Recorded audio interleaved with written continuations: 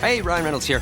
Wishing you a very happy half-off holiday because right now Mint Mobile is offering you the gift of 50% off unlimited. To be clear, that's half price, not half the service. Like, Mint is still premium unlimited wireless for a great price. So that means a half day. Yeah? Give it a try at mintmobile.com/switch.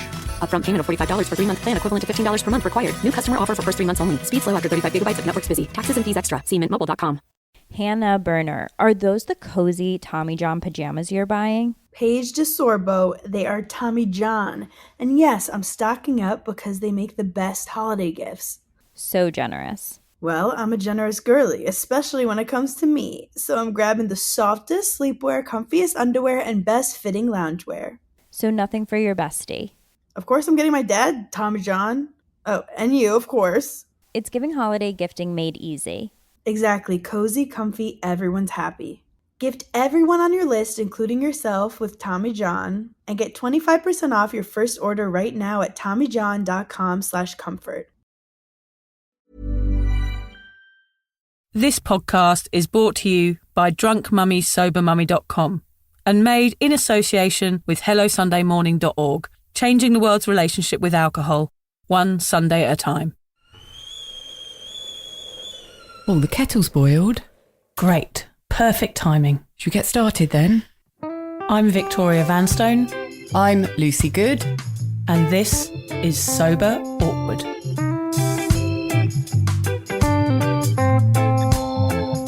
Right, Lucy, over to you.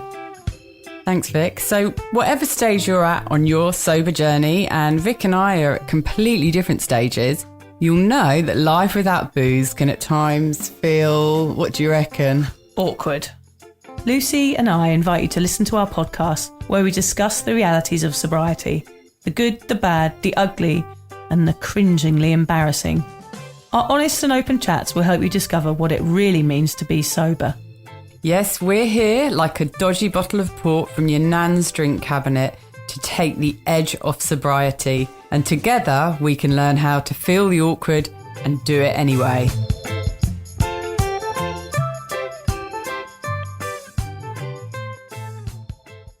God, I wish you two would shut up about being on the fucking keto diet. You're putting me to shame. I've just fucked up on my diet. I've just ate a donut. How long have you been dieting for? About 12 hours.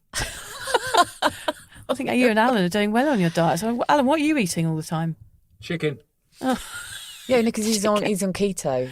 Oh, it's a nice bit of chicken fat, chicken skin. Peri-peri chicken. No, he likes his peri-peri. Yeah, he's been going on about it. It's a bit stinky. And there I am eating donuts. I'm the one that's supposed to be on a bloody diet. Well, you might be better off on the keto diet. Aren't donuts high in fat? I don't think it's any diet that says doesn't you can work eat. like it's that. The hole in. I'm only eating the hole in the middle. I'm eating the bit in the middle. Oh, there you go. I'm eating the jam now. I'm really there eating the you jam. go. You're all right. And we're going out for dinner as well. So. Yeah. Here we are again. Anyway, episode, what is it, Lucy? Episode 3, series 2, I think. Yes, you're the one who knows. I lose track. Yeah, this month, to celebrate Sober October, our podcast is proudly being sponsored by Lyre's. Lyre's craft simply the finest range of non-alcoholic spirits the world has ever seen. Listen out later in the podcast and how to get a free sample. Yeah, that's really cool, a freebie. And Sober October's really brilliant, a great opportunity for people who haven't stopped drinking for any period of time to give it a go. Good opportunity to get less beers down your neck. Yeah, and you'll be around other people because loads of people do it. Is it an Australian thing? No, I think it's everywhere. I think it's in England as well. I think I'm doing a podcast with Club Soda UK this week as well. So they're doing a panel discussion on sober socialising, which I'm going to be on. So I'll put that on the Instagram page as well. Oh, yes. So yeah, I don't think I ever succeeded at a Sober October. It's like a diet for me. I mean, I have succeeded at it now, like a couple of Sober Octobers, but back in the day, I was probably like I do with my diets. I was probably sniffling around the pub on day 3 like I was with the donuts today. And the thing with doing a month off, even though I would never discourage anyone from not drinking for a month because anything is really helpful. Anything is good. I have in the past gone back to it pretty heavy afterwards. Yeah, it's like you set yourself up for failure at the end of the day. What we'll say today is if you are doing Sober October, try and stick with it try and do the November, December, January. And it's a great opportunity for you to start, kickstart your sober life. Yeah, and to talk to people about it. I think people can come onto your space, can't they, Vic, if they're going to do it? Yeah, and get some support. Yeah. That's what we're talking about today, isn't it, really? Yeah, well, what are we talking about today? Today, we're talking about understanding that you are worthy of help, which is something that me and Lucy are really, really passionate about. It's how we started our both of our sober journeys. Those sober journeys. Sober journeys. What's the other word? Resonate. Yeah, still hate that one. I really resonate with you on your sober journey. We've used those words, overused them. Yeah, so that's what we're talking about today. But really, I want to find out how your week went, Lucy, before we get into all that rubbish. I've had a good week. I've been really busy, really hectic. Ever since I hit my year sober, actually, I have to say life's been pretty hard, challenging. Something really cute did happen that I noticed that I thought I'd share with you in this podcast. I've been living in my townhouse for about 7 years now, and the garden was quite nice when I moved in, and it's remained pretty much the same in all that time, and I do maintain it just a little bit, and I love it. But this year I noticed in the back garden and the front garden some flowers that I had never noticed before in the 7 years I have been there. They must have flowered every year, but this year I noticed them, and I reckon that is because I'm more in touch with the world around me because I'm sober. Right. Do you think that's... funny you say that. There's a mulberry tree down the bottom of my road. And it's the first year that I've actually picked and ate the mulberries off it. And the neighbours said that mulberry tree, it has mulberries on it every year. And it's right at the bottom of my road. How funny. So it's the first year that I've noticed the mulberries. Yeah. Maybe it's just because I'm hungry. I'm looking for anything to eat. Off a tree, off a bush, off the ground, off the pavement. That half a donut just didn't feel... Today I've been rummaging around in the garden looking for any edible leaves and flowers. Well, that's what it's like when you're on a diet, isn't it? Everything's edible. Yeah. Chewing on a cardboard box I will be later. Be licking on your microphone.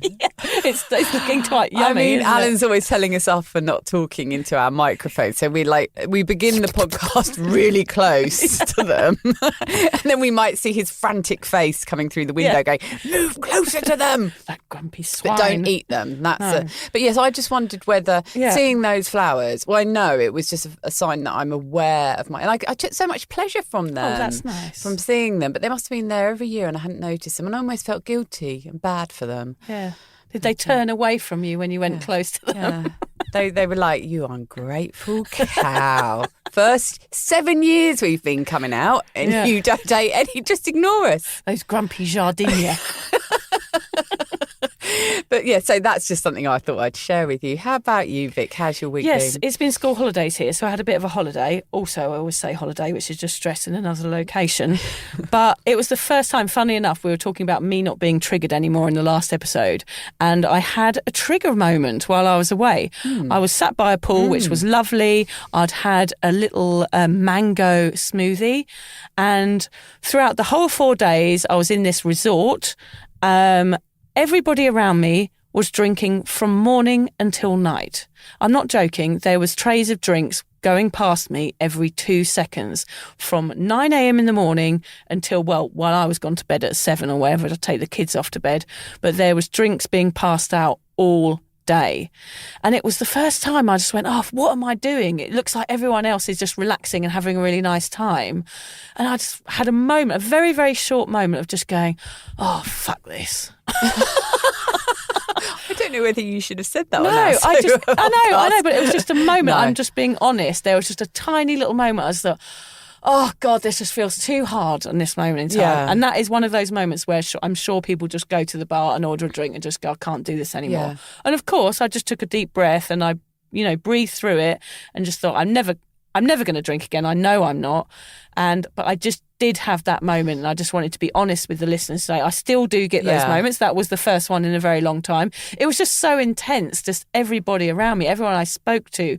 It was like cocktails, margaritas coming out and then all of these other fancy drinks and it just looked like everyone was enjoying them. But when I watched, I just saw the people and the need Yes. I recognised it. I sat in that moment, like we say, I felt the feels, I felt the awkward, and I ordered another mocktail and got on with it.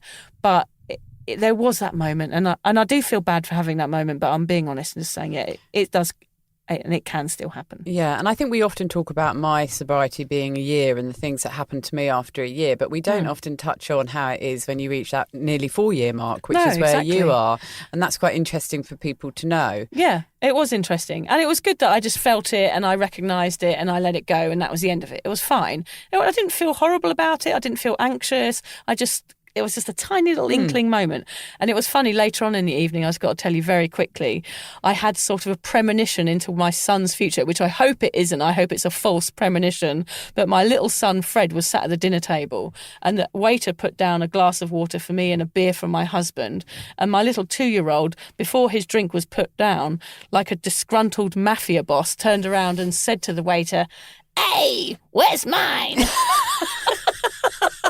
Little Fred, who hasn't got many words. That I can see him doing that as well. It coming across really angry. Hey, where's my drink?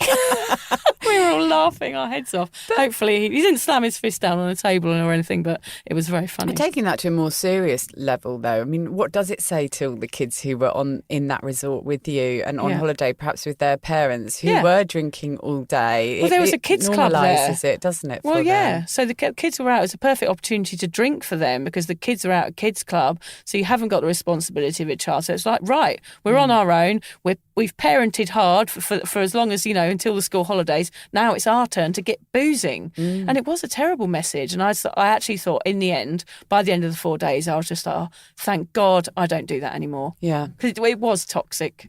And I know those people probably didn't have a problem like I did, and they could stop whenever they wanted to stop. I'm not saying that they were bad people or anything, and I would have probably liked to have been able to drink like them if it was controlled. But the fact was that it felt toxic to me. Yeah. Yeah. And it's just a shame that everybody feels the need to do it on holiday, but we used to. And I still would. I'm still not, I wouldn't even bother with it. Well done for at least going on the holiday. No, I enjoyed my holiday. Yeah. And I'm just aware of those things now. I'm not saying anybody was wrong that was doing it. It's just I'm aware of it now, and I'm glad I don't anymore. Yeah. Oh, I think that's really good. And you had a little party yesterday, Yeah, I had a little party, and we tried a mocktail, didn't we, yesterday as well? A liar's one. And we had mates over and we danced on the deck, and it was lovely. And you wore a very bright pink dress and bright pink stilettos. Yes, so I did. Vic, she doesn't have to be drunk, just saying. No, but even in those moments, I was saying, like, somebody said to me, how do you do it last night? How do you have a party and not drink? I said, I still struggle, and I still have to have moments where I go, there's nothing bad happening, you're fine, just relax, everybody's happy, it's not your responsibility. And I still have to tell myself, I still have to have those moments where I sort of confirm that there's nothing weird going on and I'm okay. Because it feels so unusual still. Yeah. And I said to you, because even though you're 4 years sober, which seems like a massive amount of time, you were a lot longer a pisshead. Yes, exactly. So I was 25 really, years. It's just a drop in the ocean. So you're still going to struggle. And and that is why putting out this kind of support is so important for people wherever you are on your journey. But just with the party, I did, because I went along just for about an hour and a half, maybe 2 hours. You did well. Yes, I came along and everyone was so lovely and it was a great party. And obviously Vic was there, which was really helpful. And Vic's sister was there, who doesn't drink either. So, and it certainly wasn't loads of people going crazy with the drink. No. But when I spoke to her, someone said, so what time did you finish up? What time did the party finish up? She said 6:30. Not AM, 6:30 PM. I was like, right.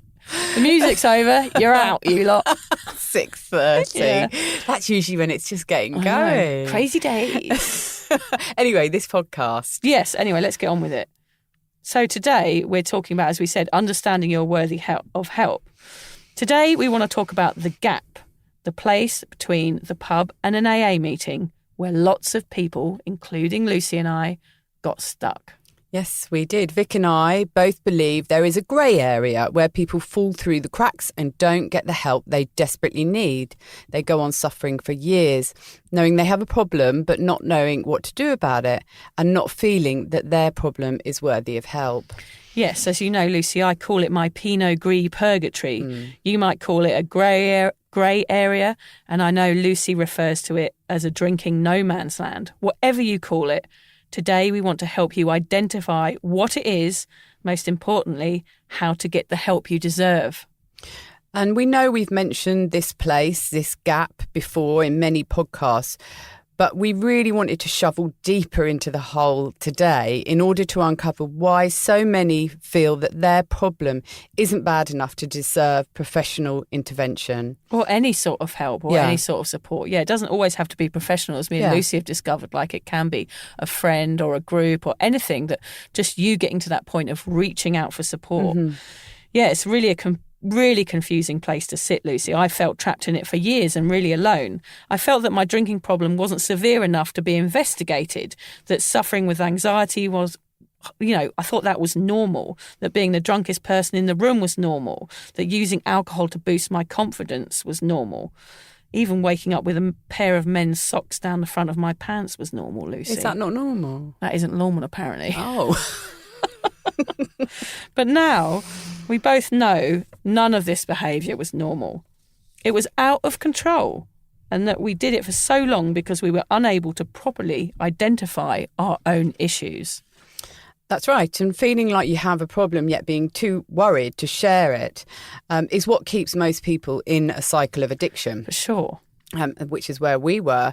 And our aim in this podcast is to clearly pinpoint this area of drinking so you, our listeners, don't have to suffer in silence anymore.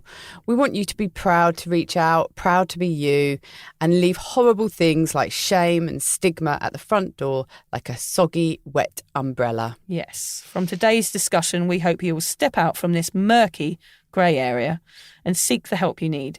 It's time to stop old habits in their tracks, and instead of heading down the pub towards another wasted weekend, we want you to understand that you're worthy of getting some help and that it might be time to kickstart your path to recovery. That's what we're going to be doing. So this is quite passionate about this. Oh, yeah, I almost feel angry about it. Like, this is what led me to write my blog, and this is what led me to start talking about my sobriety, because I was stuck in this place for so long. Yeah. It's so important that we discuss this today, because what we're talking about is you not reaching an extreme and you guys not having to get to these points where you feel you're desperate for help and to reach out before you get there. That's why this is important to us. This is behind both of our sobrieties, and this is why we both feel very, very passionate about speaking out about it.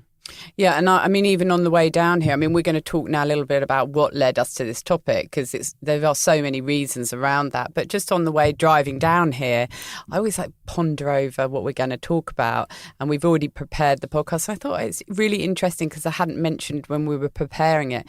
I own an online business, which is how I met Vic, and if I had another business in me, if I had the energy to set up another business, I longed to start a business where I was able to help people find support for drinking if they were drinking too much, most specifically mums, because I work with mums, I work with single mums, because I feel that mums have so many plates to spin. You could have called it Drunk Mummy, Sober Mummy.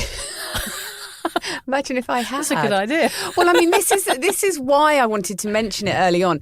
The funny thing is when I met Vic, she was doing something that I would have loved to have done if I had the energy, and it was about raising the awareness about the grey area, where so many of us, not just mums, even though I've said it is a real mum problem, because often people start drinking more when they become mums, or they start drinking when they didn't drink before, but really wanting to be able to help people with that area, because I was stuck in it for so bloody long. So Vic's doing what I had in my mind and what I would have loved to have done. Well, that's why we started this podcast, isn't it? Because you wanted to have a voice in this area, because we both feel so strongly about it.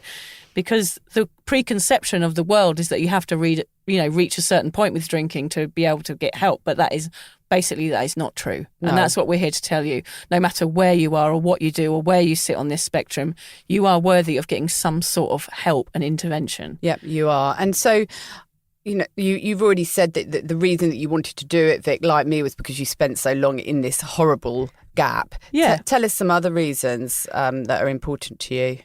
Well, one of the main reasons for me was that I realised when I was in that gap was that I no longer trusted myself. And I think that's a really important thing that we need to discuss quickly, is that drinking too much and hating yourself and feeling shame and regret and all of those things after a heavy booze session, it led me to not trust my own behaviour. So I wouldn't end up going out because I knew every time I went out, I was going to get more drunk than anyone else there.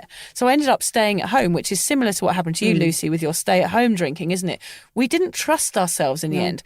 And what a terrible thing to say. I mean, if you've got one person to, have your back, it's got to be yourself, hasn't it? It really You've got does. to trust yourself. Yeah. And that Pinot Gris Purgatory, that place where I got stuck, was a place where I didn't any longer trust myself and I did not know what the bloody hell to do about it. And it's a scary place to be because you should have your back and I didn't, because I knew my behaviour so well that I couldn't control my drinking every time I went out. So, yeah, that was really the main place I got stuck in. And it was a very lonely place. And, I felt like the only person in the world that had a mid-range drinking problem. Therefore, I didn't feel worthy of getting support. Yeah, and that's exactly what this is all about, is knowing that there are so many people in this same space. Just knowing that, just simply knowing you are not alone is a really nice feeling. And actually, that makes a really good point, Lucy, as we spoke to my sister about it, didn't we, yesterday? Yeah. She questioned for years, and she got sober 22 years ago, and she said that the reason she was crying when she listened to one of our podcasts last week because that help wasn't there for her. But that help is available now, and a lot of people should reach out because it is a thing, grey area drinking. It's not something we're making up, and thousands of people suffer. And the more that we all talk about it, I mean, we are talking about it all the time, boring everybody senseless with it. Yeah. But, if everyone can talk about it and open up about it and share it, it's going to really help everybody. We don't have to feel shame about it. We all drink, and some of us drink too much. And if we feel that we do, talk to someone, talk to your mate, just share how you feel. They're probably thinking it anyway. And that questioning as well, isn't it? It's that questioning. If you're questioning your drinking, then as we said in the last podcast, if you're questioning that you might have a problem, then you probably do. And that's that grey area as well. You're sitting there with a hangover in bed, feeling awful and questioning why you keep repeating this behaviour again and again. You're in a grey area drinking problem. Yeah. Yeah. And I mean, one of the reasons why I think it's an important topic as well is because I think there is a genuine lack of support for people, which is why I wanted to do something to help support people in this area, which is why meeting you and being able to do this podcast has been so worthwhile for me. Because I don't think there is a great deal of support. There aren't many places you can go. I can remember countless times just sitting, tapping into Google, support with drinking. I drink too much. What shall I do? And just not being able to find. Of course, there was Alcohol Anonymous, and I did try that. It didn't work for me. It works for many, and it is something at least. But there was really that, or there was rehab. That was all that was available. And I will be honest in saying that literally a couple of weeks before I met you, Vic, I had been speaking on the phone to a private rehab clinic, and I was considering checking myself in. And the cost to stay there for 4 weeks was $50,000. Oh, my gosh. And I had considered taking money out of my super fund, which is like a pension, to go there. I had very, very seriously considered it because I wasn't unwell enough to be referred to a rehab, but I was desperate for support. So I'd found this private one. I didn't know what else to do. It just seemed like it was the only option available to me. Yeah. And it was a crazy option. I've looked at the place since online and it very possibly wasn't going to help me. It was just a money-making scheme. It might have helped me, but God, it would have set me back financially, which would have been another issue that could have made my drinking even worse. Yeah, could have triggered you even more if you're worried about money. I mean, I have to admit, I would like to go to one of those places now. If anyone wants to give us some donations, me and Lucy can go off to a monastery in Tibet for a year and come back and tell you some stories. Now that sounds like a plan. Yeah, or go to, the Amazon jungle and lick toads' backs. Yeah, and we definitely do ayahuasca. Well, any kind of retreat really appeals. Yes. But it just, and this one was actually fairly near to where I lived as well. So it just, we need to go away you need to get away, don't you? I mean, it is good to do a retreat or something like that. I mean, and we are going to talk about later, you can get referred to the doctor for treatment and things like that. So there are other things. You don't have to pay 50k and go into a private rehab. There are loads of options nowadays. And it's funny you should say that, Vic, as well, because I've been going to the same doctor's surgery since I've been in Australia, which is nearly 13 years. And there's a couple of GPs that I see there, and they both have known that every time I go in, they say, how's the drinking? Yeah. They've known since I got to Australia that I was struggling, and they have both referred me to different people, and I never found anyone who could help me. No one on my level. Yeah, it does take time, though, to get the right help as well, doesn't it? I mean, that's what we're going to say.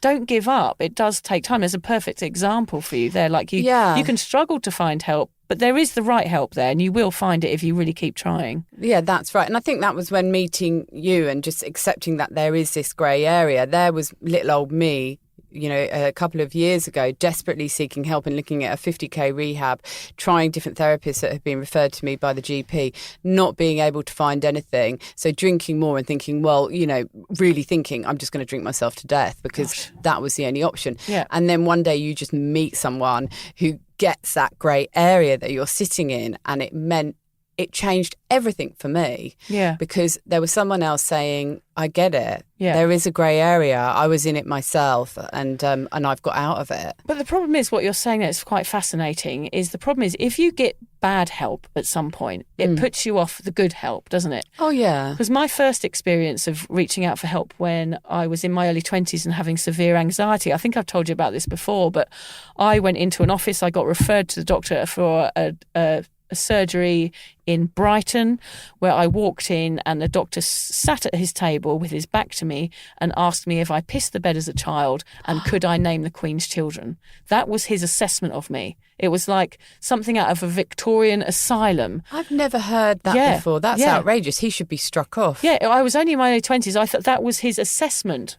Did you wet the bed as a child? I think I said, yes, I probably did. But where's the relevance? Well, I think he was testing whether I was mad or not. And if I was, could I name the Queen's children? I was like, no, because I don't give a fuck about the royal family. Like, I'm a teenager, for God's sake. Yeah, I don't care about the royal family. Like, what a weird thing. And then he was ticking boxes as if to say, all right, she's mad. I walked out. I was like, and I didn't go and see another doctor again or a therapist or anything till much, much later on in my life, because I had a really shit experience. I left there crying. I remember getting on the bus and thinking, no one's going to help me. Yeah, and I suppose that's what can happen. It sort of cemented the fact that, okay, well, I obviously don't have a problem. No one's taking me seriously. So then you just spend another few years drinking heavily and getting further into that sort of addiction of drinking until you have to get completely desperate and try again to reach for support. Exactly.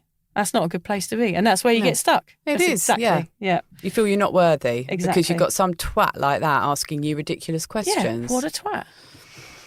I wonder if he's listening. Yeah, I hope so. I'm coming to get Somehow I don't think he will be. No, it was a long time ago. So what gets in the way of us recognising our drinking problem and in turn seeking help for it? Well, denial was what we talked about, wasn't it? Yeah, denial is a huge thing. One of the most annoying factors in dealing with alcoholism is it always is accompanied by a phenomenon known as denial, a refusal to admit the truth or reality of the condition. With denial, a person with a booze problem has impaired sight into their condition. Denial is a common symptom of being a big binge drinker or a problem drinker, and it can keep a person from seeking any support.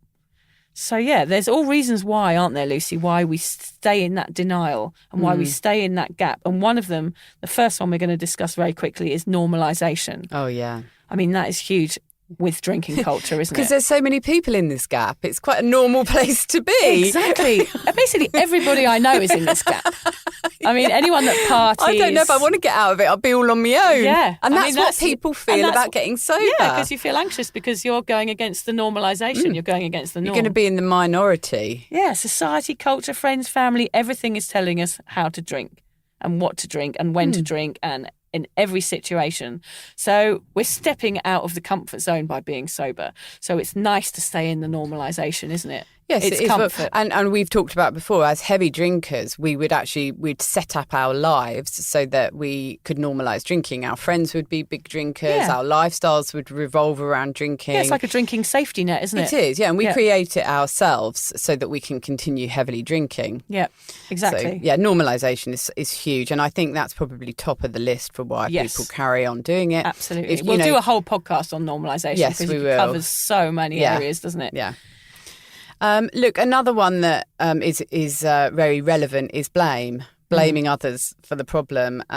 Interestingly, an old friend of my eldest daughter, her mum once accused her of being the reason that she was on antidepressants.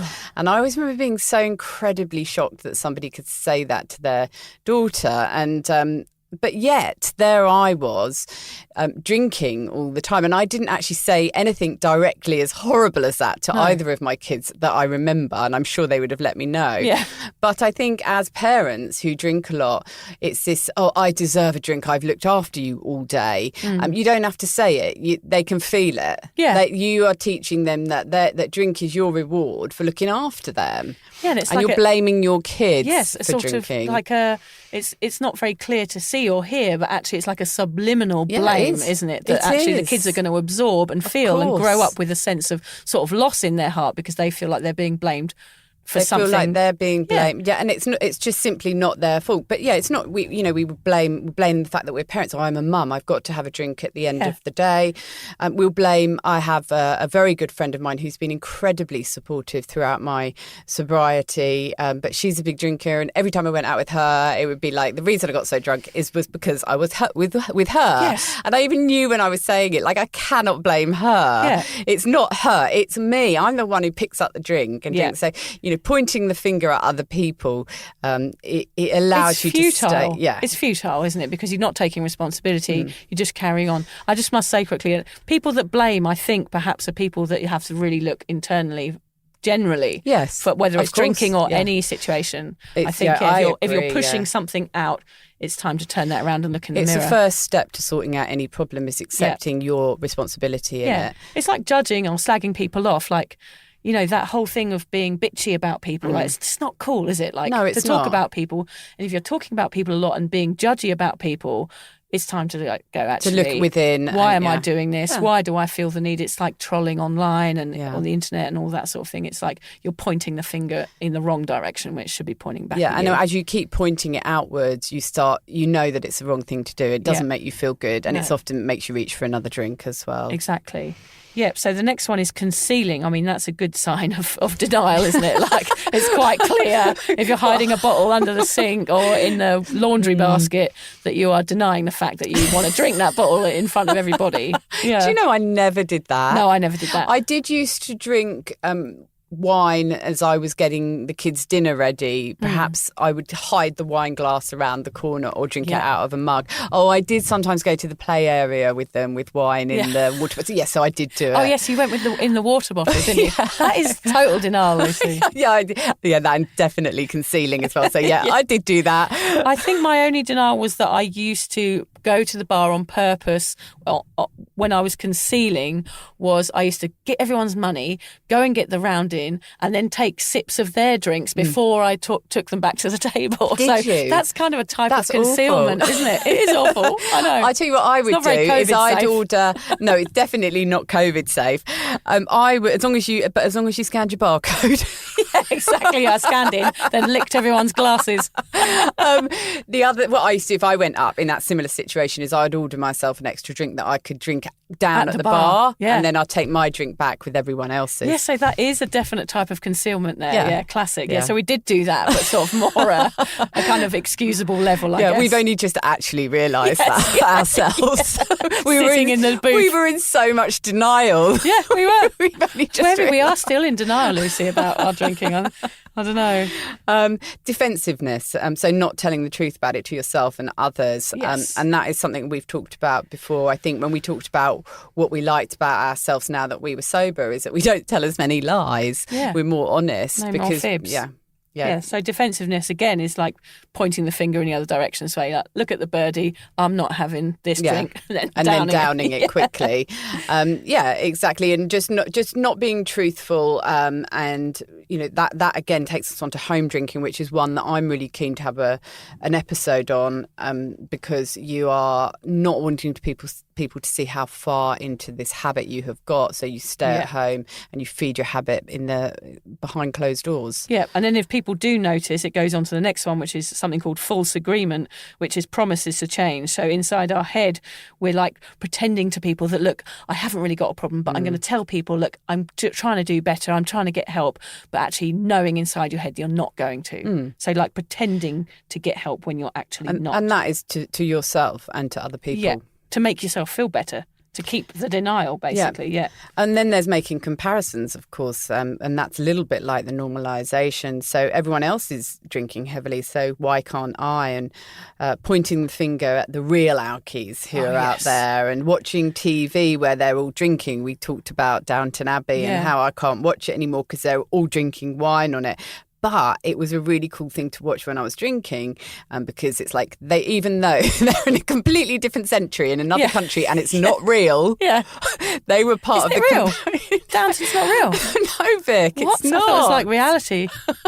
Time machine. It's still like that in England. We haven't been back for so long because of COVID. That's how we see England. That's how we like to imagine it. And it's funny enough you say that. I always imagine England. I think of all my mates all being down the same pub, all having a laugh without me. But when I get there, they all hate each other. Yeah. I have this perfect image of everybody happy in a pub and you're a little bit jealous of it. Well, I thought you were going to say that the pub's been bulldozed down or something, because most of the good old pubs we used to drink at are gone now, aren't they? Probably gone. Now that no one's allowed to drink drive, they've had to close all the pubs. Yeah. Rationalisation is the next one. So, I hadn't eaten. The punch must have been spiked. I only had 2. I haven't had a drink in a week. All of the excuses. So just telling everybody that you're not drinking as much as you are. So that keeps you in the denial, in the pattern. Very quickly, we just want to mention that we put out on Instagram... we always like to involve you guys, don't we? Yeah, you're good at that, Vic. Yeah, so I just did a question was, why did it take you so long to reach out for help, which is what we're talking about today. So some of the answers are what, Lucy? Well, yes, I'm about to read out some of them, but Vic's put it in such small font. Yeah, I did put it. Just did it to annoy you. I swear she does this to annoy me. The fear of telling my secrets, pride, not being taken seriously, not stereotypical drinker, fear of change, that's a good one, cost, overwhelm, embarrassed, fear of losing a job, say as a healthcare professional, or friends saying you're not that bad, trying to normalise it. Normalising, yeah, that was someone says to you, oh, you're fine, you're not that bad, have a drink, you'll be... I mean, it's very easy to get your elbow twisted in those situations, isn't it? And you've got to be strong in those. And that's probably maybe not such a good friend if someone's saying that to you. No, exactly. That's really true. Yeah, look at that. Yeah, look into that deeper than the level that it is, because actually that isn't a good friend and that is not a supportive friend. And they're not having an understanding of what you're going through. And even if they don't agree with it, you've told them how you feel and they should respect that. Yeah, one that we didn't mention there was age. I had an email from somebody who didn't want their name mentioned because they were obviously still in that shame and denial area. It was from a young man, and it was this. I thought I was too young to have a problem with alcohol. I had a preconceived idea of what a heavy drinker was and a million excuses as to why I wasn't that.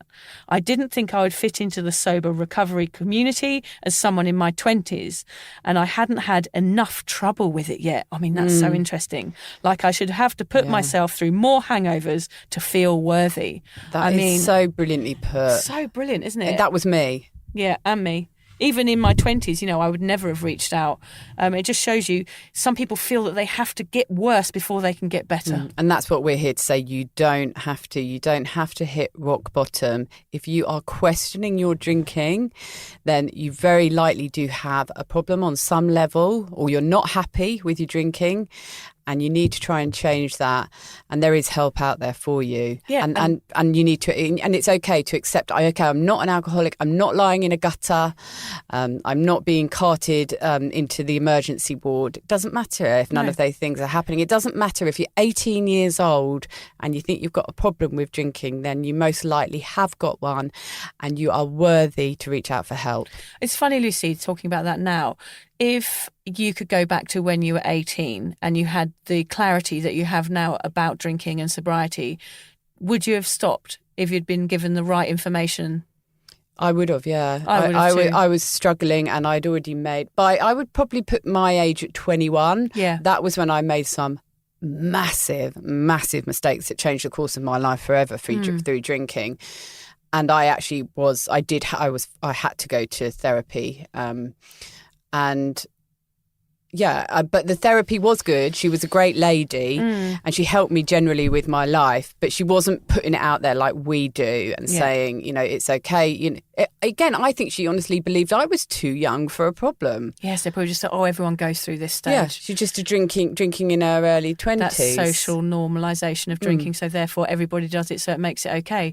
I mean, I wish I could go back to the 18-year-old me and say, look, what you're doing isn't good for you, and you are worthy of better than this, and you deserve to have a full life and a happier life instead of all this people pleasing and being a messy, drunk all the time. I think I could have achieved so much more, honestly. I mean, I had a pretty good life. I mean, I was happy enough, but I think I could have achieved more, have a much more functional life. I mean, funnily enough, I watched a documentary on Netflix last night about a kayaker. It was a really interesting story about this guy who'd always done this kayaking. I can't remember what it's called, but it's on there at the moment. And I just thought, God, I never went kayaking. I missed out on doing so much stuff because I was hungover all the time. I was just so into the party. I could have been doing something amazing and travelling the world. I mean, I did travel the world, but I travelled it drunk. I lived in Sydney for 2 years and never saw the bloody Opera House. Do you know what I mean? Yes. I would go back to my 18-year-old self and say, give them this information that we're talking about today and go, look, there is other ways of having fun. Yeah. And there is other ways of becoming who you should be and being authentic and having a life that doesn't involve drinking. I think what you're saying is so true, but I think the sad thing is there's actually this message, what you've just said, and you've said it so perfectly, and you wish someone had said it to you earlier. I don't think many people are even putting that message out now, and certainly not to young people. No. The message just isn't out there enough that, just have it, thinking that your drinking isn't right. It's a red flag. Yeah. And you need to get some support with it. Yeah. You don't have to wait another 20 years. Yeah, and you don't have to have the regrets that me and Lucy now have, that we could have spent those years doing something a bit more functional and a bit more, that we would have pride in. I don't have pride about waking up with socks down my pants for someone I don't know. I went to a healer a couple of days ago, and she said one particular thing that I had a lot of in me was shame. She didn't know about my alcohol history.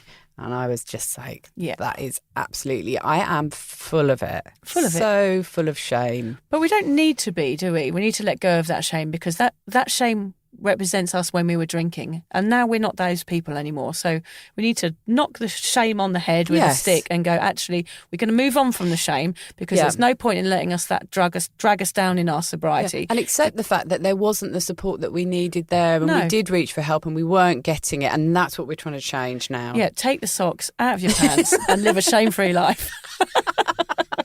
Put them on your bloody feet. Yeah, put them on your head. Put them on your ears. Just not down your pants. Not down your pants. You mean trousers? I'll tell you that story afterwards. I don't want to tell it to our listeners.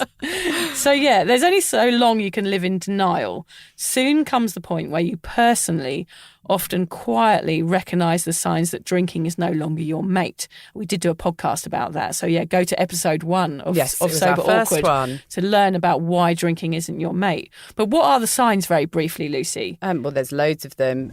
There is failing at moderation. Yep. Obviously, if you're failing and keep failing, there's a sign that you have a problem very clearly. Feeling fed up with alcohol, that was my point that I reached where I just cannot do this anymore. Yeah, over it. Done. Affecting your work. God, it did that for years with me. Yep. Anxiety and mental health. Any problems with that because of drinking? Yeah. Worrying about social events, i.e. not going out the house. Not going out the house and staying at home because you don't trust yourself. Yeah. Yep. Not being able to control your behaviour. Oh, I thought that said not being able to control your bladder. Oh, yeah. No. Is that further on That's in the not list? anything to do with drinking. That's just to do with having children. Maybe a bit of both. Bit of pelvic floor. Don't have a sort it hope out. in hell. Bit of shame and pelvic floor. I think we've talked about that before in too much detail. I'm pretty sure I did. The shame is coming back. Yeah, I can see feel you it. flushing. Health issues, sore kidney, headaches, crabs, warts, chlamydia, gonorrhea, chaffing. Yes, I added chaffing because I woke up once with undisclosed chaffing. Is that a word? Undiagnosed. Undiagnosed. No, it was just some chaffing that I got. I'm not sure what I got it from, but I woke up with Dare chaffing we and I ask didn't where know why. on your body? I think it was on my thighs. You think? It was. I remember now. I very possibly had sex last night, or I was. I just wasn't. I may have riding been, a horse. Yeah, I could have been dragged along a road. It could have been anything, but I definitely woke up with chaffing. So basically waking up with problems, or any health issues going back to this point. Yeah, particularly chaffing or crabs. or crabs. Yeah. Unless you've been to the beach, then those sort of crabs are okay. Yeah, they're all right. Yeah, friends getting annoyed with you. Yeah, happened to me a lot. Yeah, it did me near the end as well. So I started arguing a lot with people. Yeah. Because I was becoming a very negative drunk. Vomiting. Yes, if you're vomiting a lot, it's a sign that you're drinking too much. Yeah. Feeling suicidal, same mental health, any of those horrible feelings after drinking, it means you've got a problem. Yep. And we've mentioned it before, but anything that's made you feel shame. Yeah. I mean, as soon as I think you start to question your own behaviour in any situation or your health, it's a sign that drinking isn't working for you. You're drinking, and actually the last one is really clear, isn't it, Lucy? If you're drinking because you feel you must rather than you want to, then you've definitely got a problem as well. So there's loads of reasons there. I mean, you might not be on that list with your drinking. We might not have mentioned things that are going on with you, but you know in your heart that your drinking is getting out of control, don't you? I knew. And you knew too, didn't you, Lucy? I did, yeah. I knew I was drinking for the wrong reasons. And if anyone listening it sort of feels that that's them or there's other reasons, as Vic says, then welcome to the grey area. Yes, welcome to hell. No, not really. What we're here to tell you is the grey area is not hell and that you can get help for it. So it's not hell at all. Exactly. It's heaven. And there are loads of people in it. You're not alone. Yeah. And let's move on because I think we've got a promotion. Oh, yes, we're quickly going to slot this in here. Before we go on, I must tell our listeners about our Sober October promotion. This month, to celebrate Sober October, our podcast is being sponsored by Liars. We have some complimentary samples for you. Hooray! We love a freebie, Lucy and I. Yeah. So, get on there. Yeah, this is a really good freebie and I think it's well worth doing this. All you have to do is go to the Liars website, which is liars.com.au and add /sober awkward, no gap. No grey area. No grey area, no. Fill in your details and Liars will send you a free sample of Amaretto, which is like Aperol and is lovely mixed with an alcohol-free Prosecco or the Italian Spritz, which is my favourite and is a perfect summer fizz to be packed in the picnic hamper. I think that's what we had yesterday. Yeah, yes, it was at yummy. your party. It was really nice. And Vic, you've got some really cool cocktail recipes, haven't you? So perhaps you could, rather than share them now, you could put them up on your Facebook group. I'll put them on the group. Sober And I'll put them on the show Instagram notes as well, and the show notes as well. Yeah, and Liars will even pay the postage. So just to let you know that this promotion is only valid in Australia. So go to liars.com.au/sober awkward to get our Sober October deal. And I guess if anyone's listening from another country and they provide alcohol-free drinks and they want to give our listeners some freebies, let us know because we are all about just getting the help out there. And if you're the sort of person who thinks, I would really like an alcohol-free drink, that will really help me when I go to social occasions sober, then it's a great thing to try. Yeah, anything that helps. Give people options. Yeah, we're all for having options for people who are newly sober and being out in the scary social world, which it often it really is. Yeah. All right, so we're going to move on now and we're going to talk about what we've talked about the grey area, we've talked about why we were in it and recognising if you might be in it, the reasons that, the things that made us recognise that it was going wrong for us. So we knew we were in that grey area. Why did we stay in it for so long? Why didn't we hop out and sort our lives out just like that? Yeah, I think I was trying to hop out of it, but I just couldn't. Oh, no, you couldn't. That was why we were in it for so many years, 20-odd years, both of us. Yeah, for 20-odd years. Can you believe it? And trying to get out. Like you said, that first experience with the doctor, no wonder you were struggling to get out of it. I was going to say, Lucy, I couldn't get out because I was too fucking pissed. That's really the reason, isn't it? Let's wipe this, cross all these out. I was too drunk. Yeah. To think straight. And to recognise. To think logically, like, what can I do about this, instead of just trying waters between wines or trying all these ridiculous things that were never, ever going to work.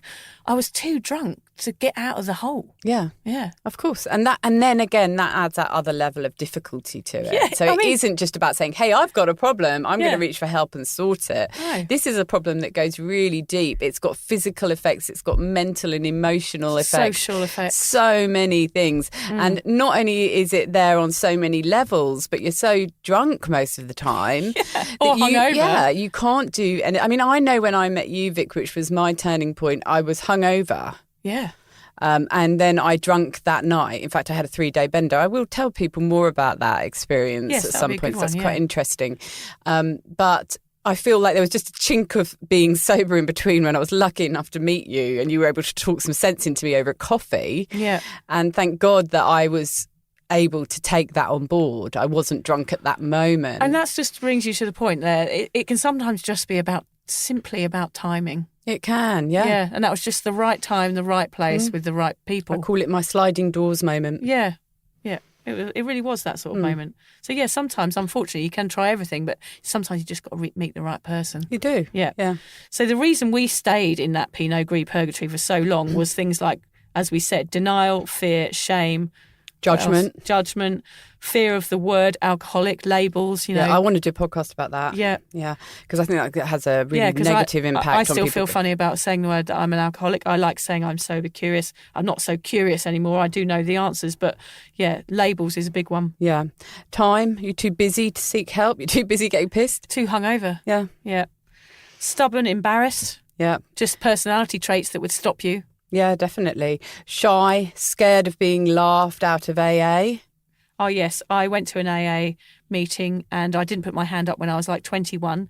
And I was scared to stand up, and I would be, because I felt like I would be laughed out the door because my problem wasn't severe enough, which is why I never went to AA, because I thought I wouldn't be accepted. Of course, I realise now I would have been and that anyone would be, but that was a huge fear for me, to be laughed out of the door because I wasn't extreme as anybody else there. My stories weren't as good. Yeah, and funnily enough, my AA experience with very elderly people, mostly elderly women, and I think I'm probably the only one within my age bracket there. Everyone was significantly older, so that was that message we were talking about. You just hadn't found hadn't found the right group. No, but keep looking. Yeah, I did in the end. Good. Yeah.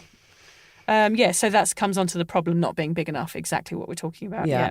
Too hungover to take action. Not so, motivated. Hungover means no motivation whatsoever. Mirroring others, too confronting for family. So I was scared about saying to people, like, I'm giving up drinking. I thought they would then think, well, have I caused this, or have I made this happen? Like, for my parents that are drinkers, I felt like I would offend them almost by saying I was giving up drinking. And that took me a while to come to terms with, by admitting that it wasn't really anything to do with them and it was my problem, and I had to admit to it, and they could think whatever they liked. And actually what they thought was just that it was amazing that I could step out of it. And that's what my parents have taught me in my life. It wasn't to drink, it was to be strong enough to not drink. Yeah. So they've given me that strength. So blame, again, there was futile, because in fact me pushing the blame out in a different direction was never ever going to help me. So I had to give up on that and just grasp onto the good things, you know, because that's important. And to recognise that your parents or good friends or anybody, if they love you and they want to support you, then they're going to recognise that it's your choice, whether they think it's a good one or not. Yeah. And in fact, I spoke to your lovely dad, whose birthday it was yesterday, at your party, and he did congratulate us on the podcast. Yeah, I think so he's there very, you go. very That's proud. the kind of level of support that he's offering you, even though you were unsure.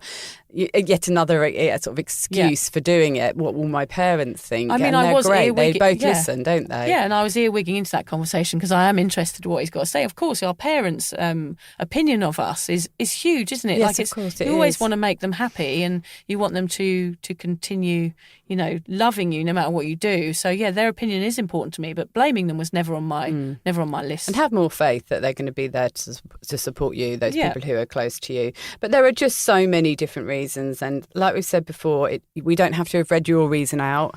We're all unique. We've all got different reasons why we haven't managed to find the support that we need. So don't feel just because we haven't said yours that you're not in the grey area. You are. If you're listening, you're in the grey area. Yeah, if you're listening to Sober Awkward because you're soberly awkward, then you are probably in that grey area with us. And welcome, we love it here. Yeah. The choice to stay in the addiction, that is your choice. So, that's another reason why you stay in it, because you don't make that choice or take responsibility for it. You have to take responsibility. Yeah. So I guess our point is that no matter what, if you think that you have a problem, then you likely do.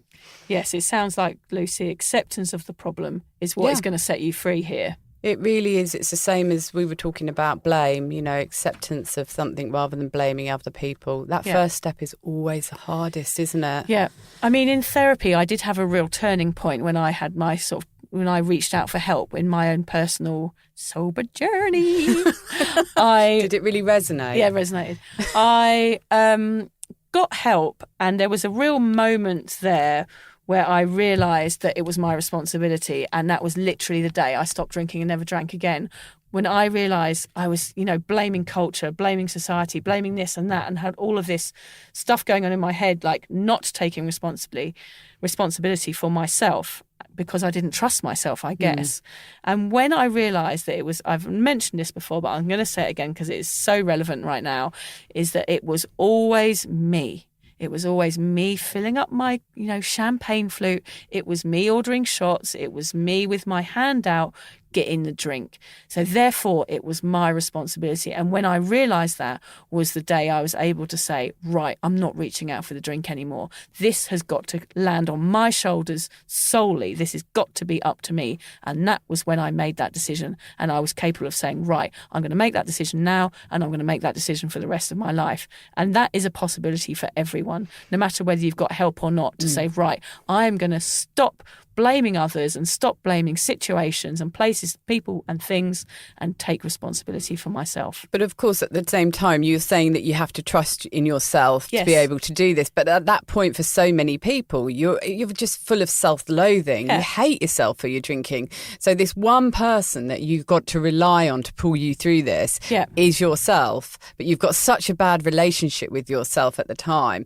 So for you, it took going to therapy for somebody to help you realise that you were worthy and you were capable. And I think maybe once you realise that was when you were able to say, I'm a strong enough person, and Absolutely. it's all, the buck stops with me, and I'm going to do this. But you needed therapy to love yourself and trust that you were capable of doing it. That taking responsibility was like the last stage of my therapy. There was weeks before that where I had to lay my life down on the table, discuss with my therapist. That must have been a messy affair. It was a messy messy business. It was.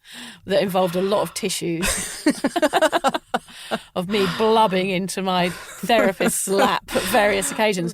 But those breaking down of everything that had ever happened to me and then rebuilding those foundations from the scratch and realising that I could take out the bad bits of my life and then get the good bits and build it all up again and make myself into the person that I truly wanted to be, was part of that whole therapy thing. And that responsibility taking happened right at the end. So you need to go through a whole process to be strong enough to take responsibility and stop, and to know that you're worthy of it, and that you're strong enough. And for those people, I guess, who haven't been to therapy or who are thinking about it, but just for now are listening to this podcast and mulling over what their next steps are, we just want to tell you some things to let you know that you're worthy of support. So the first one is learning that you matter. And of course, everybody matters. I mean, you might feel worthless, but you have meaning, and you have a place in this world, and you can help people with their sobriety afterwards. You really can. And it's as simple as coming onto a Facebook group and just talking to a few people and sharing some photos about your journey. But I think that is a really important one as well, Vic, because there was a point in my life and in my drinking time where I genuinely didn't think I mattered at all, and that was a really, really low place to be. And looking back now, it's like, how did I ever get that low? Oh, it's awful, isn't it? Yeah, how did I ever even get past that? But I think just you matter is so important. And that you're loved as well. That comes with that one, doesn't it? It does, yeah. And also to know that there are people trained in this, like whether it's a sober buddy or a sober coach or all of these things that are options now. You just put it out there. How can I get help for my drinking? Just Google it. Yeah. There's a lot of stuff out there nowadays. I mean, I've talked about when I did Google it 20 years ago, there was nothing, but there is help out there now. And remember, it can just be joining an Instagram account. Yeah. And Vic's got one, and I think we'll talk about that later. Just remember, you deserve to be happy. We all do, and you deserve to live a full and happy life. Yeah, and you deserve to get out of this cycle and just live a normal life and not have to think about alcohol anymore. Yeah. I mean, that's freedom, isn't it? In life without alcohol is way better. It's so much better. I mean, yeah, gosh. I mean, the changes, I mean, we talk about, that moment of me missing booze at that weekend when I was away last weekend. That is so minuscule. Everything else in my life is great. Yeah. Like there's a tiny little moment where I had a little, a tiny wobble, yeah. But everything else is worth it. Yeah. Yeah, so you find out who you are when you give up drinking, and that is part of being worthy, is that you find out you are worthy, therefore you begin to like yourself because you are worthy. And always remember, and I think we've mentioned this before as well, being sober is not your life without alcohol. It is a completely different life that will come to you, and it will be way better than the life you're living if you're a heavy drinker at the moment. Yeah, and it's an authentic way of living. So you are who you were always meant to be. Once the ethanol's drained off your skin, you are capable of leaping out into who you were always meant to be, I feel. Like before you started drinking, Lucy, when you were 14, that shy girl, I know you've become that shy girl again. You feel shy sometimes still.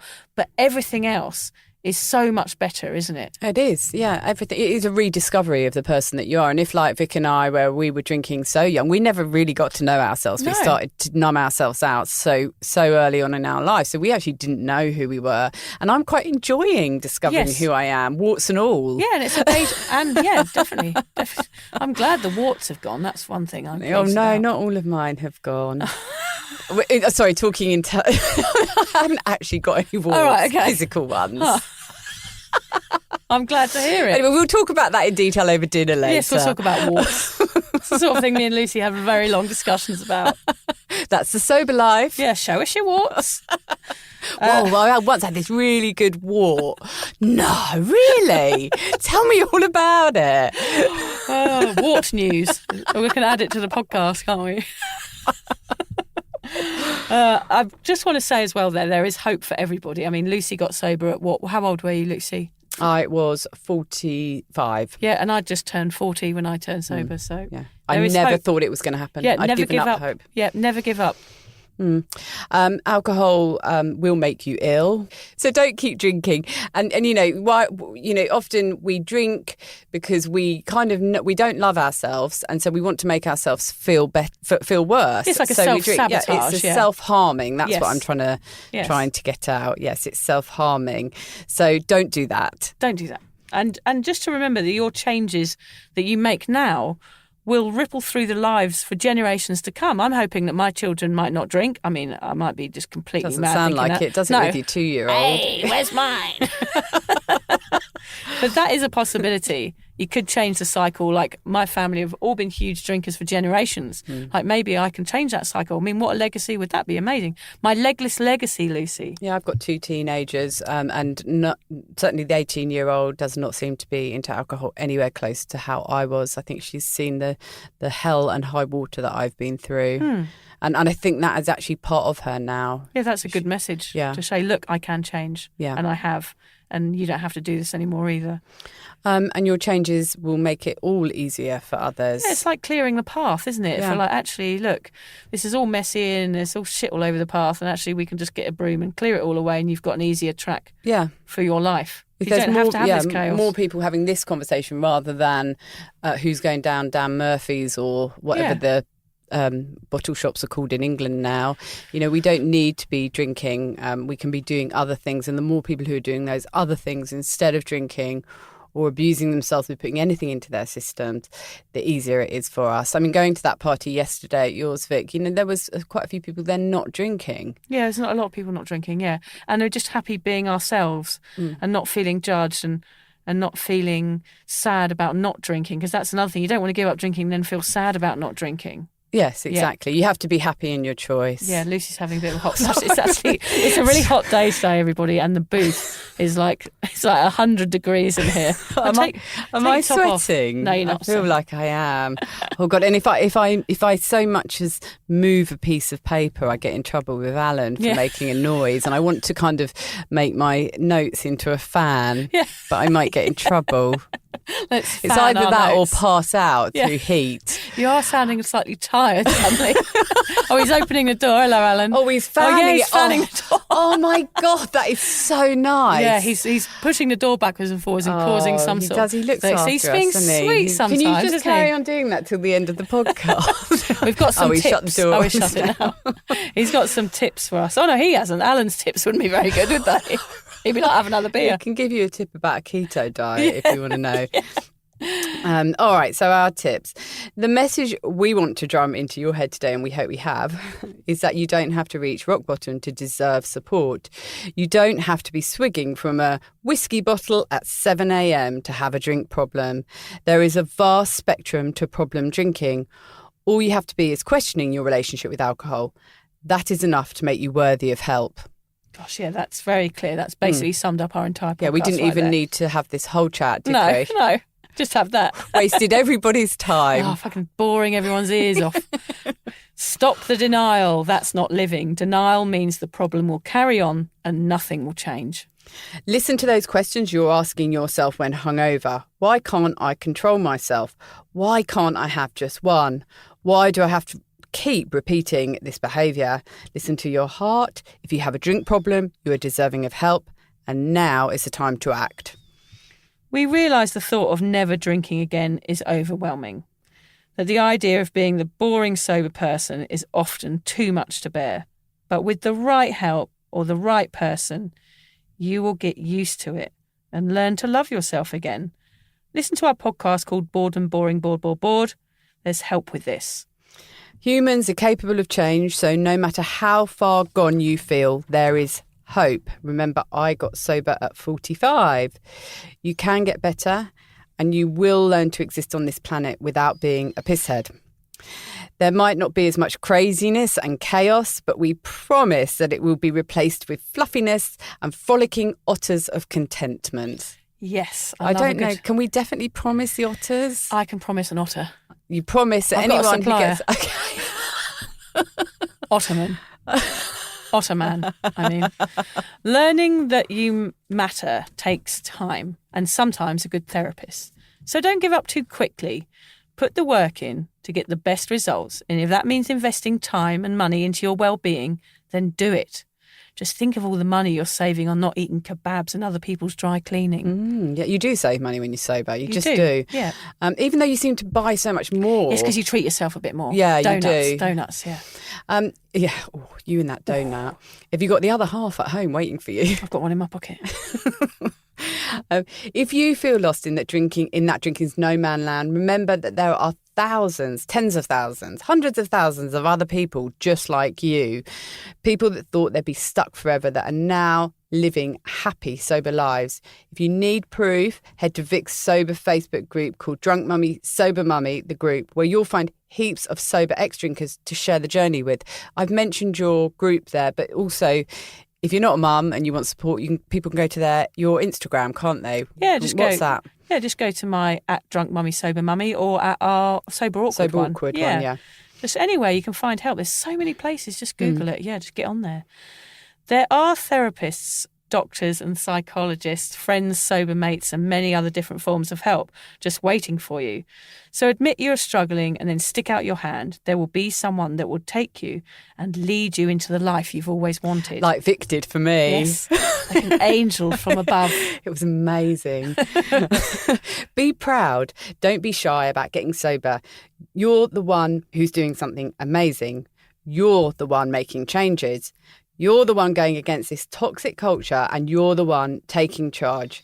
Your choice to step on this path should be celebrated and not judged. I just wanted to add there, in Australia, I think if you do go to a doctor now, especially during COVID, you do get a free mental health plan. I think it includes 10 free sessions with a therapist. So really do take advantage of these things. We don't know what the situation is in England or America, where most of our listeners are, but phone your GP, go and see your GP and find out, because that mental health plan does include problems with alcohol. So definitely go and try and get that help if it's available, especially if it's for free. Because you are worthy. Yeah, you are worthy.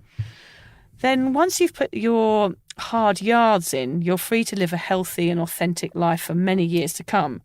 So instead of hiding in the gap, get up, get out, take responsibility, make that call, read that book, listen to this podcast again if you have to.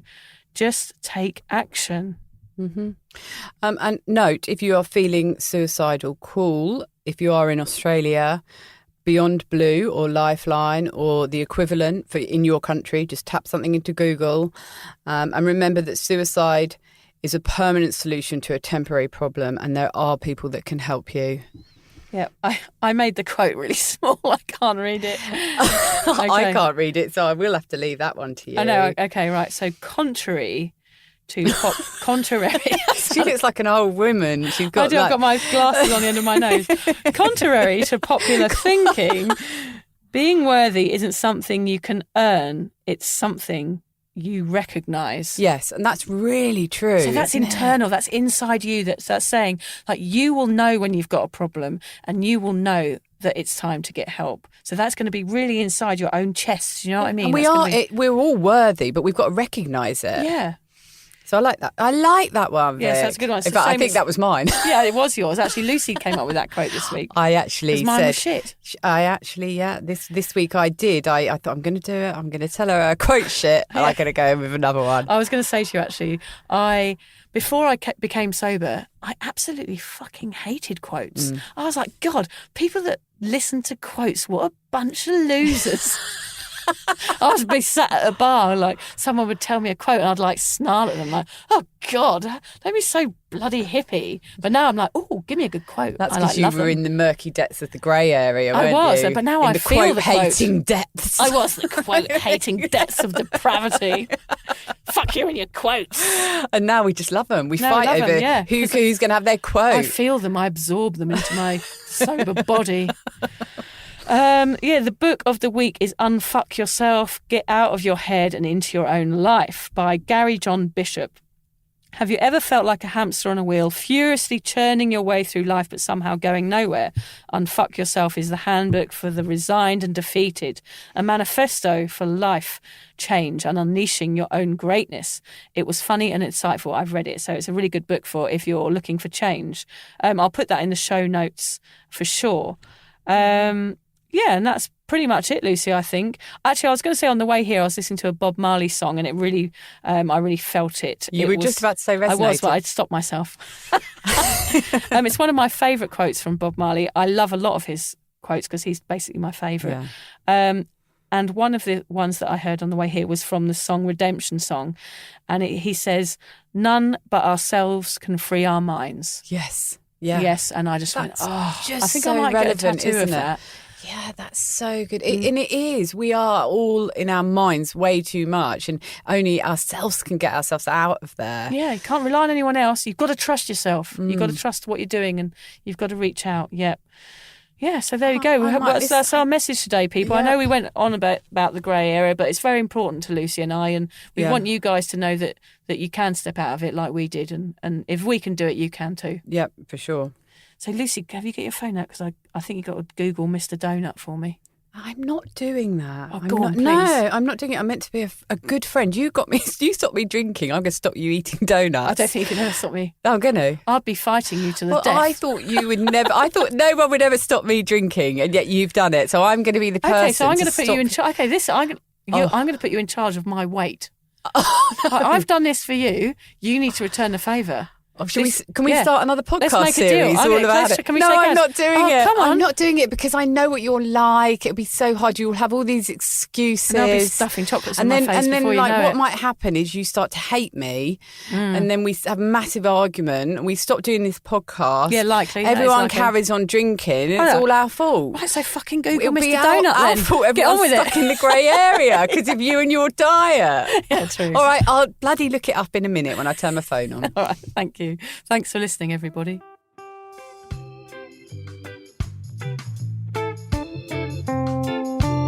Thank you for listening to the Sober Awkward podcast. If alcohol is affecting your life in a negative way, if you're struggling to moderate or your hangovers are causing anxiety, it might be time to reach out for help. Contact your local doctor, a therapist, or connect with your local AA or sobriety group. Vic's got one. Yes, go onto Facebook and just search Drunk Mummy, Sober Mummy, the group. Lucy and I both agree that even though this journey can be awkward, it's definitely worth it. And if we can do it, you can too. For more support on sobriety, head to Vic's website, drunkmummysobermummy.com. And Lucy runs an online space to support and inspire single mums. Find out more at beanstalkmums.com.au. Finally, if you've enjoyed the Sober Awkward podcast, don't forget to follow, subscribe, review, and share it with your mates. Don't make it sound like they have to, though. No, they do have to. I'm not doing all this for nothing, Lucy. No.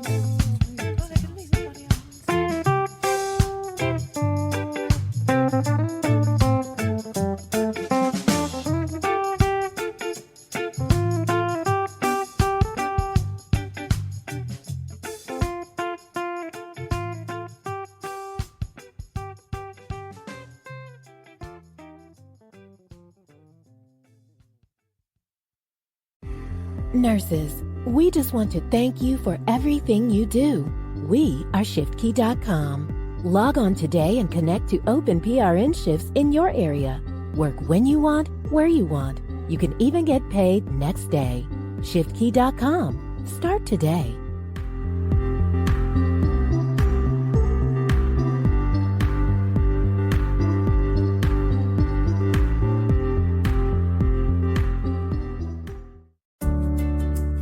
Hi there. I wanted to tell you about a podcast that I think every single one of you will benefit from. It's called Therapy Works, and it's hosted by me, Julia Samuel. I'm a best-selling author and psychotherapist. I invite you into my therapy room where I speak to either a known or unknown guest. Topics range from the difficulties of divorce, a life-changing illness, to the struggles of motherhood. Search Therapy Works now, wherever you get your podcasts, and subscribe to make sure you never miss an episode.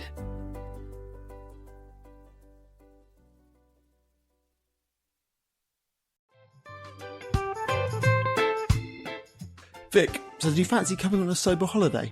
Don't worry, we're not talking about some corporate wellness retreat with cucumber water and enforced eye contact. No, this is a sober awkward retreat. 8 days of sun, sweat, laughter, and absolutely no hangovers. Yep, it's all happening in Thailand next October. Picture this: yoga at sunrise, writing workshops, ice baths, Thai boxing, and lots of awkward sober dancing under the stars. It's a proper holiday with proper weirdos, our kind of people. Yeah. You'll meet legends who've also given the booze a boot and want to have fun without feeling like a social reject. Come solo or grab a mate. Bring your awkward, bring your sun cream. No pressure, no judgment, just a big, warm, sober hug in paradise. All the info is at soberawkward.com/retreats. Come and get sweaty with us, emotionally and physically, in our all-inclusive jungle resort. You'll start out as 15 strangers and leave with 15 new sober mates. I'm not sure I want 15 new sober mates, actually, particularly sober ones. Yeah. Oh, well, you're not invited then.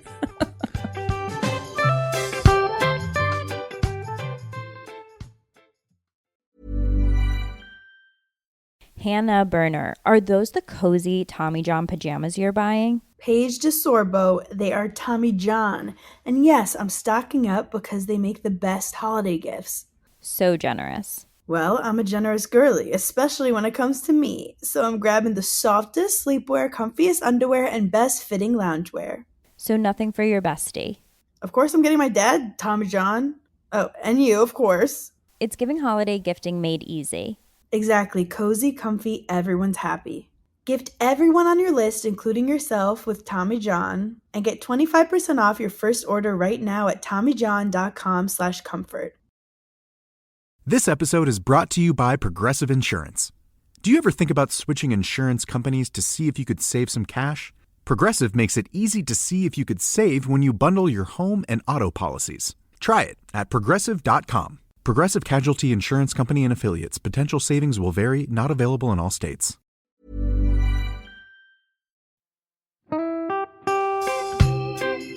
So, as you probably know, my comedy memoir, 1,000 Wasted Sundays, is officially out. All my magnificent fuck-uppery in one awkward hit. If you'd like to get your hands on a copy, it's now available from all good bookstores. We always say all good bookstores, don't we? Yeah. Are there bad bookstores? No, it's probably ones with moody sellers. Oh yeah, really depressed librarian folk. Yes, Okay, yeah, good. yeah. So there are probably some, but we're only storing it in the good ones. It's only made it into the goodies. You can also get it from all good online retailers. The print version and ebook are out now, and the audiobook will be available in March. I've been writing my memoir for 5 years. It will make you laugh, cry and cringe, and hopefully inspire a few people to reconsider their relationship with booze. If you love the podcast, then I think you'll love the book, even if I do say so myself. Hamish has read it. What did you think? I feel like I know a little bit too much about you now, to be honest, Vic. Look, I really loved it. It was hilarious and surprisingly moving, but I feel like I've seen you naked in a literary sense. Yeah. Does that make sense? Yeah, that's worrying. Yeah. From an emotional point of view, seriously, it wobbled my teeny weeny wooden heart, Vic. Okay. My teeny little wooden heart. Well, his wooden heart is broken. Anyway, so if you do manage to get your filthy mitts on a copy, please do me a favour and head to goodreads.com and give me a review. Doing that will help me get it out there to those that need a bit of sober support. So there you have it. My story, unwanted warts and all.